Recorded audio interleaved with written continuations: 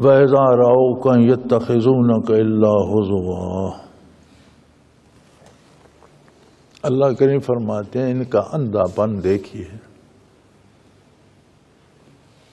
نبی علیہ السلام کا اپنی ارشاد گرامی ہے، حدیث پاک ہے، جس کا مفہوم یہ ہے کہ جب سے عالم انسانیت بنی میں بہترین لوگوں میں رہا۔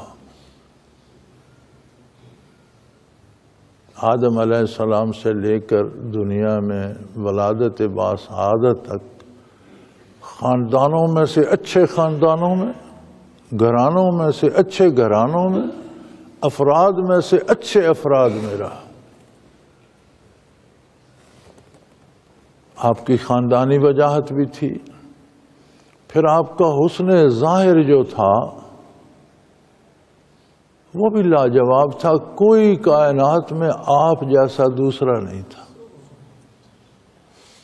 اللہ کریم نے پیدا ہی نہیں فرمایا۔ وہ ایک ربائی ہے حضرت حسان بن ثابت کی کہ وَأَحْسَنَ مِنْكَ لَمْ تَرَ قَطُّ عَيْنِي وَأَجْمَلَ مِنْكَ لَمْ تَلِدِ النِّسَاءُ۔ میں نے آپ سے خوبصورت میری آنکھ نے کبھی نہیں دیکھا، اور آپ سے خوبصورت فرزند کسی ماں نے پیدا ہی نہیں کیا۔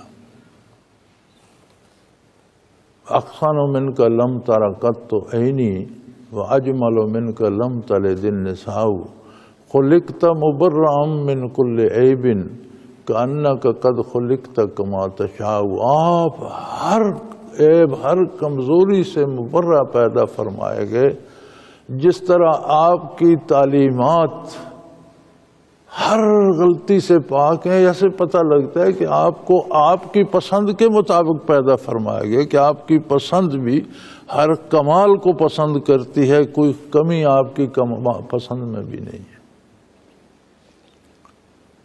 تو یہ ایسے اندھے ہیں کہ قیامت کا انکار تھا، نبوت کا تو انکار کرتے ہی ہیں، آپ کے حسن ظاہر کا بھی انکار کر دیتے ہیں، ایسے اندھے ہو گئے فرمایا۔ اور یہ کہتے ہیں اذا رأو کا، جب آپ کو دیکھتے ہیں تو کہتے ہیں یتخذونک الا ہزوا ھذا الذی بعث اللہ رسول، آپ کا مذاق اڑاتے ہیں اور کہتے ہیں دیکھو جی انہیں اللہ نے رسول بنا دیا ہے۔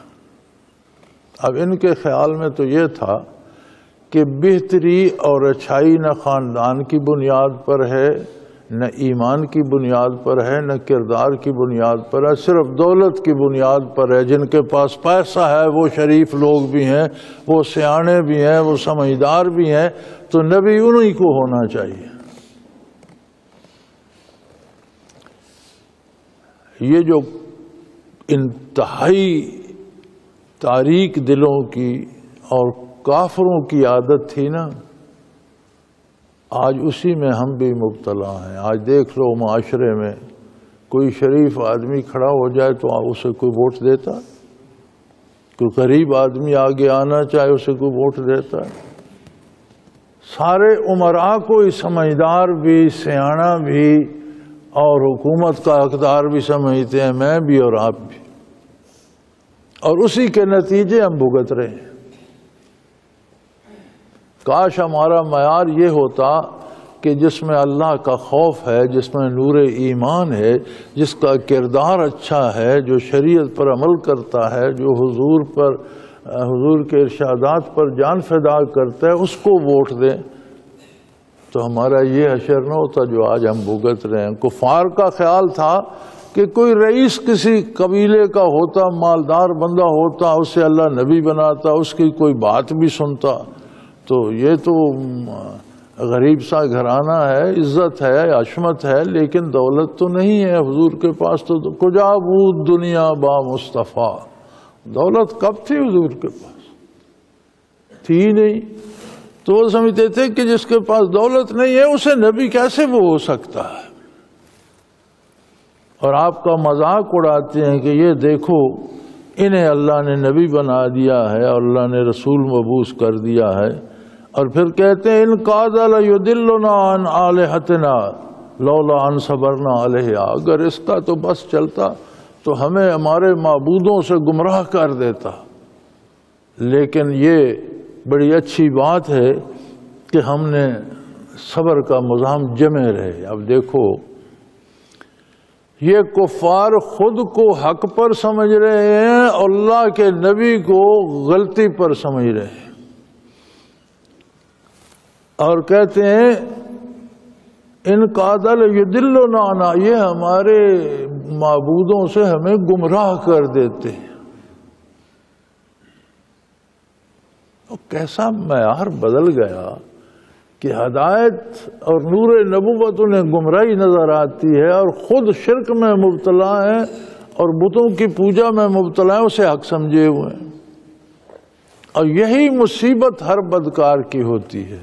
آپ نے اپنے معاشرے میں نہیں دیکھا نماز روزہ کرنے والے بندوں کا مذاق اڑایا؟ ہم نے دیکھے ہیں نمازی بڑے بڑے، داڑھی کا مذاق اڑایا جاتا ہے۔ ہم نے داڑھیوں والے دیکھے ہوئے ہیں، داڑھی والے یہ کرتے ہیں، داڑھی والا بھی انسان ہے، اگر اس نے غلطی کی تو داڑھی پر طنز کرنے، داڑھی تو رکھنا نیکی ہے نا، نیکی پر طنز کرنے کی کیا ضرورت ہے؟ وہ بھی انسان ہے، اگر اس سے غلطی ہو گئی تو غلطی کی تلافی کرے۔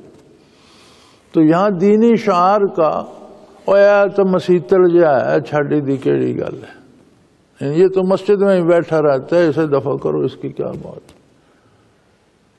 یا کسی کہیں بات ہو تو کہتے ہیں دیکھے ہوئے ہم نے نمازی بھی، اور ہم نے جانتے ہیں حاجیوں کو بھی، اور داڑھی والے بھی دیکھے ہوئے، یعنی عبادات کا مذاق اڑایا جاتا ہے، اور اسی کے مزے ہم بھگت بھی رہے ہیں۔ تو ہر گمراہ اپنے آپ کو حق پر سمجھتا ہے۔ گناہ کو، جرم کو گناہ یا جرم سمجھنا اور پھر گناہ کرنا یہ فسق ہے، گناہ ہے۔ برائی کو برائی، حرام کو حرام سمجھتا ہے اور کھاتا بھی ہے تو یہ برائی ہے، گناہ ہے، جرم ہے۔ لیکن گناہ کو درست سمجھنا، ثواب سمجھنا کفر ہے۔ حرام کو حلال سمجھنا کفر ہے، اسی طرح حلال کو حرام سمجھنا کفر ہے۔ ہر بندہ سود کھائے جا رہا ہے بے درے، اس کا نام کبھی مارکپ رکھ لیتے ہیں، کبھی منافع رکھ لیتے ہیں۔ بھئی کتے کا نام بکرا رکھ لو گے تو حلال ہو جائے گا، نام بدلنے سے کیا ہوگا؟ اگر کھا رہے ہو تو سود کو حرام سمجھ کے تو کھاؤ کہ یہ حرام ہے، میں حرام کھا رہا، تو یہ گناہ ہوگا۔ جب آپ اسے جائز کرتے ہو تو وہ تو کفر ہو جاتا ہے۔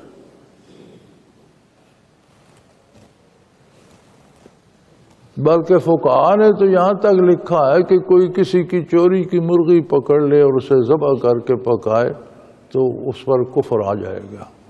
بھائی مرغی چوری کی تھی، چوری کا گناہ تو ہو گیا، کفر کیسے ہو گیا؟ فرمایا حرام کو حلال سمجھ رہا ہے ذبح کر کے، چوری کی کھانی ہے تو جھٹکا کر کے کھائے، حرام سمجھ کے کھائے۔ اس حرام تو ہے نا، حرام کو حرام ہی رہنے، ذبح کرنے سے اس کا خیال ہے کہ حلال ہو جائے گی۔ حرام کو حلال سمجھنا کفر ہے، حرام کو حرام سمجھ کر کھانا گناہ ہے، حرام کو حلال سمجھنا کفر ہے۔ تو ہم اپنے آپ کو دھوکہ دینے کے لیے ہر بندہ اس میں مبتلا، نہیں جی یہ تو منافع ہے، یہ تو جائز ہے، یہ تو مارک اپ ہے، یہ تو جائز ہے، اللہ ہمیں معاف کرے اور ہدایت نصیب فرمائے۔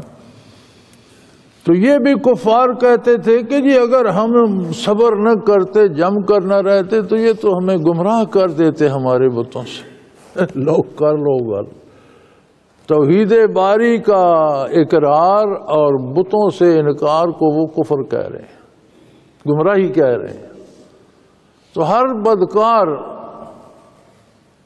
دیندار کا مذاق اڑاتا ہے، اسے بے وقوف سمجھتا ہے، اسے غلط راستے پہ سمجھتا ہے۔